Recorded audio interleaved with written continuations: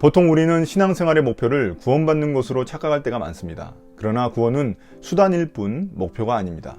그럼 하나님은 우리를 왜 구원하셨을까요? 그것은 우리의 예배를 받으시기 위해서입니다.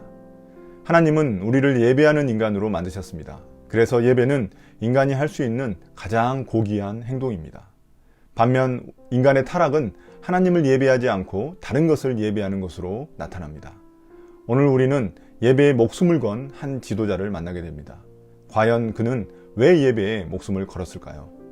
오늘 본문은 역대하 29장 20절부터 36절입니다.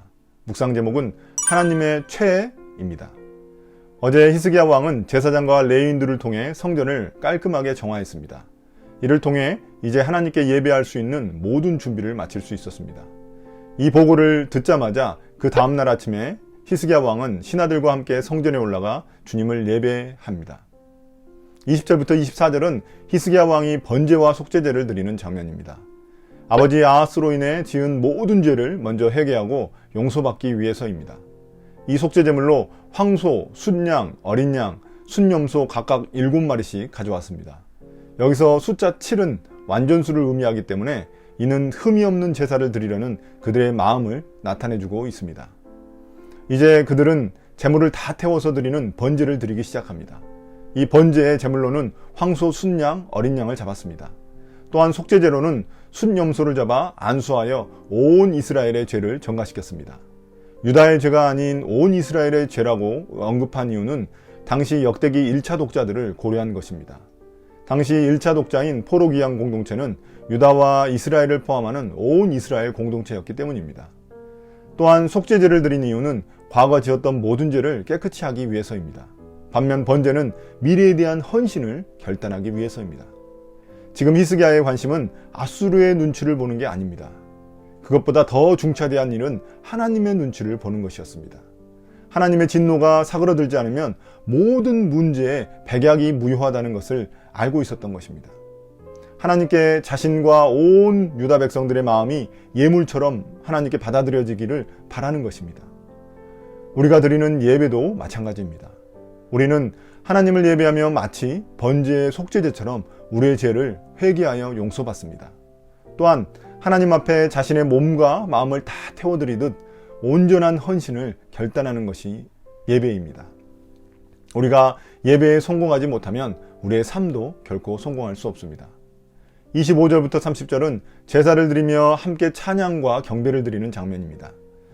그는 25절에서 이 모든 일이 다윗 왕의 지침에 따른 것임을 강조하고 있습니다.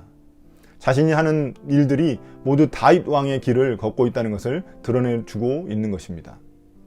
사람들의 찬양과 제사장의 나팔 소리, 또 레위인의 악기 소리와 함께 번제가 드려집니다. 그리고 난 후 이제 하나님 앞에 왕과 모든 사람들이 다 엎드려서 경배하기 시작했습니다. 레위 사람들은 주님께 드리는 시로 즐겁게 찬송하며 주님께 몸을 굽혀 경배했습니다. 이 모든 장면들은 역대상 15장 16장에서 다윗이 언약궤를 성공적으로 이동했을 때, 또 역대하 7장에서 솔로몬이 성전을 봉헌했을 때의 그 장면을 연상시킵니다. 마지막 31절부터 36절은 제사에 대한 백성들의 반응입니다. 하나님께 번제와 속죄제를 드린 후 백성들은 하나님께 예물을 드립니다. 예배를 받아주신 주님께 감사를 표현하는 제물과 번제물을 드렸습니다. 또한 하나님과의 관계 회복을 의미하는 화목제와 완전한 전적인 헌신을 의미하는 관제, 즉 제물 위에 포도주를 부어드리는 제사도 드렸습니다. 특히 번제물은 너무나 많이 가져와서 도저히 제사장들이 다 처리할 수 없을 그런 지경에 이르렀습니다. 그래서 성결한 레위인들이 함께 그 일을 담당하게 됩니다. 그러면서 역대기 저자는 레위인들이 제사장들보다 더 성실했다는 말을 덧붙여주고 있습니다. 제사장들만 할 수 있는 일을 레위인들도 할 수 있었다는 점에서 역대기 당시에 레위인들의 역할이 매우 광범위했다는 것을 알 수 있습니다. 역대기 저자는 마지막으로 성전을 정화하고 제사를 드리는 모든 일이 하나님이 도우셨기 때문이라고 말합니다.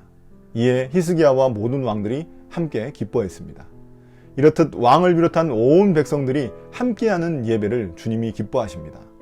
그들의 행위 자체보다도 더 중요한 것은 그들이 한 마음으로 하나님과의 관계를 새롭게 하고 있다는 것입니다.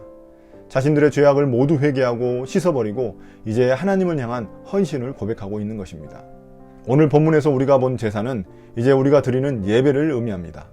각종 제사를 통해 유다는 하나님과의 관계를 회복하고 자신들의 사명이 하나님께 예배드리기 위한 것임을 다시금 기억했습니다. 우리의 사명도 마찬가지입니다. 우리는 하나님을 예배하는 하나님의 백성들입니다. 그래서 예배는 우리의 존재의 이유이기도 합니다. 하나님께 우리의 마음을 들여 몸으로 표현하는 모든 것들이 바로 예배입니다. 함께 찬송하는 것, 기도하는 것, 말씀을 읽고 설교 듣는 것, 헌금하는 것, 심지어 일어나고 서는 것까지도 모두 하나님께 우리의 마음을 표현하는 예배인 것입니다. 우리가 드리는 예배는 유대인들이 당시 드리던 그런 복잡한 예배에 비하면 너무나 간소한 수준입니다. 그러나 우리의 삶으로 드리는 예배는 어쩌면 유대인들의 제사보다 더 어렵고 까다로운 예배입니다. 교회에서 예배 드릴 뿐만 아니라 우리의 삶을 온전히 주님께 드려야 하기 때문입니다. 오늘 하루도 내가 무엇을 하든지 주님 눈치를 살피며 살아가기를 바랍니다. 그것이 주님을 향한 우리의 최고의 예배입니다. 오늘 묵상을 마치겠습니다. 감사합니다.